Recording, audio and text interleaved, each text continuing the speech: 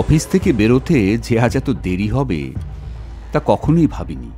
রাত হয়ে গেছিল, তাই আবহাওয়াও কিছুটা ঠান্ডা হয়ে গেছিল।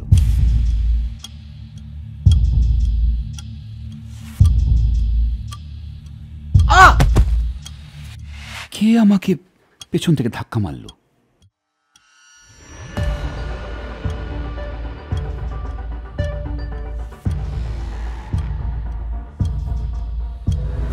আমি এখানে ট্রেন থেকে লাফ দিয়েছিলাম।